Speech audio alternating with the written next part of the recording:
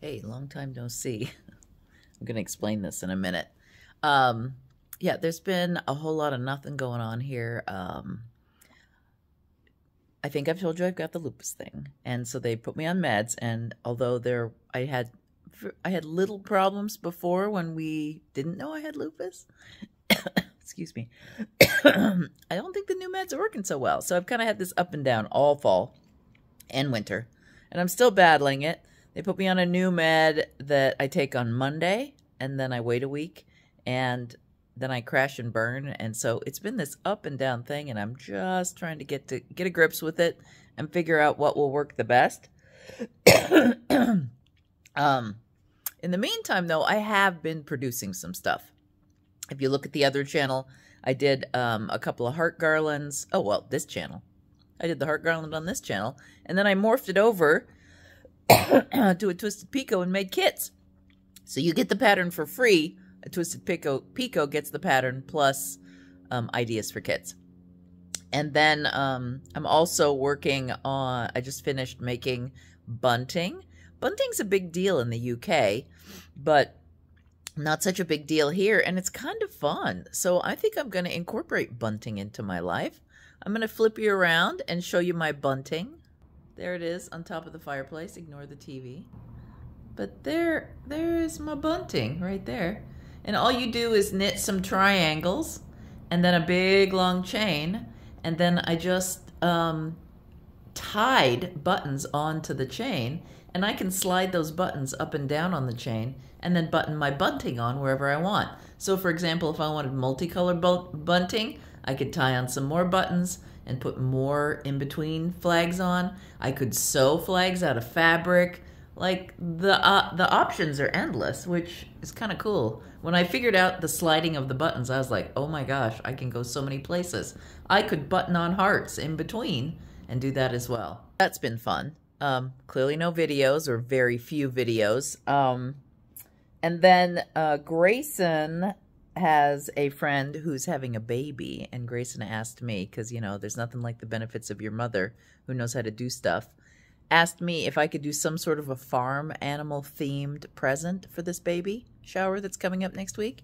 And I decided that a lovey, of course I'm like, oh, well, it has to be quick. So I decided to make an Amigurumi cow lovey. And so I started this cow last night. I had in all good intentions, as is my way most of the time, of writing up the pattern, but that's not the way I make Amigurumi. I start with a circle always. I start doing it into a dome shape, but then when you get to animals' faces and dolls' faces, it's kind of like, ooh, it's a little flat, I think I need to make it poofy. Oh, it's a little round, I think I need to flatten it out. And so I've been sculpting this cow head, which is turning out quite nice, I have to say, using 3 colors of cotton. Fingering weight cotton. I highly recommend fingering weight cotton. No, you got to work more to get your size, but I like it because then you have more room for details, like his little spots, right? So anyway, I've been working on that this morning. Have I ventured into the doom room? Nope. Haven't done it at all. I've gone in there a couple of times to take stuff off the printer. I haven't cleaned anything up. Our dining room table is a hot mess. We've been into some puzzle sessions, but not bothered to remove anything from Christmas. So it's a pile-up of a mess. At one end of it, I have shipping boxes that I'm putting together because I've got shipments to go out for the other channel. What else? Oh, yeah, the house is a hot mess because Grayson's doing wood burning in one corner, and I've just plopped stuff down in another corner. Plus, I added stuff to my antique store shelf, and I've left that mess out. So we have been spreading. Oh, and in addition to that, I've been doing some work in the laundry room, and I'll take you back and show you a little bit of that. We are, the contractor left a hole in the wall for the electricity, and so we've had to spackle that.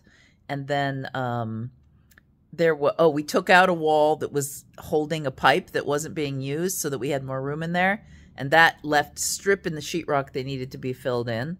Plus, David wanted to we had to cut a hole in the ceiling to take out the pipe, but then he also wanted to build attic access. So we've added that in, and that's all been happening on the weekends for, what, 3 weeks, 4 weeks? Our friend Ilian came over and helped with the first I think 1 coat of spackle, maybe 2. And then I took over because if we waited for Ilian to just come over on the weekend and do 1 coat, we'd have been here until it was doomsday. So I have been sanding and recoating, and Ilian, he says he only does 3 coats. I think I'm up to 7 or 8. So clearly I'm a crappy spackler. But we're getting there. 1 wall is done. I have sheetrock depths changed, so there's this place up in the roof where David put in the sheetrock and it sunk in. So I've had to sort of slowly build up spackle to fill the gap. Hopefully it won't crack in the future. So I have, everything is ready with 1 last sand to paint. We also filled up the radiator holes in the walls. So I have 2 of those that I need to sand 1 more time, and then they're ready to paint. And then the laundry room is almost ready to paint, except for a light that I'm waiting on David to move. I may just paint anyway and say, move your dang light, I'll paint over it later. But all this chatter, and I've got company coming, I think, Saturday night for dinner, and I'm not ready. I got house cleaning to do. I got projects to finish up. I should at least paint the living room and dining room holes.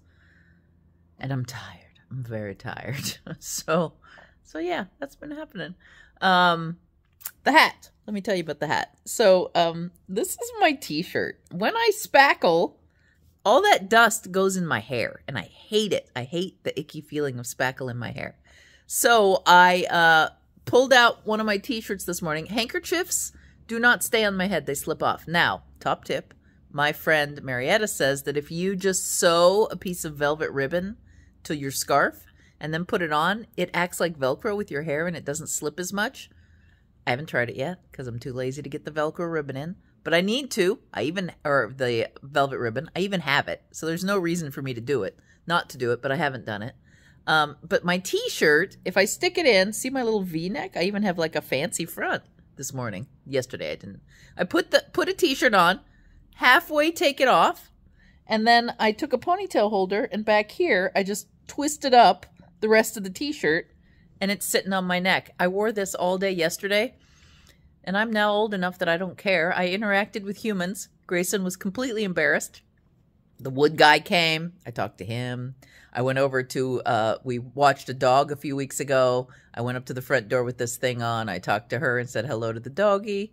I don't care anymore. I'm old. I don't care. I'm done.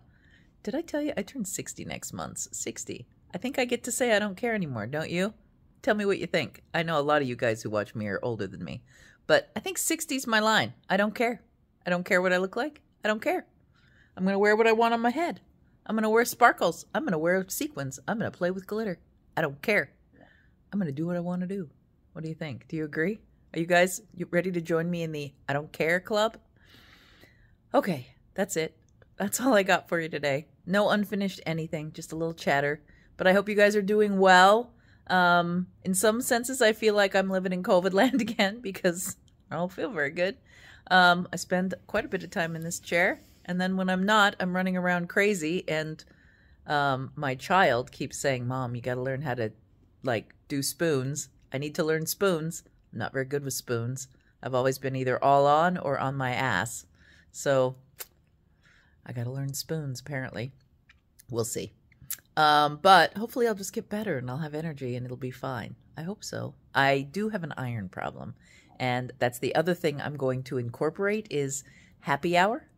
I drink dairy a lot. I live on a lot of coffee. And so it concerns me that I'm not supposed to take milk with my iron. I guess it makes it so you don't absorb it very well and that you're better off drinking orange juice.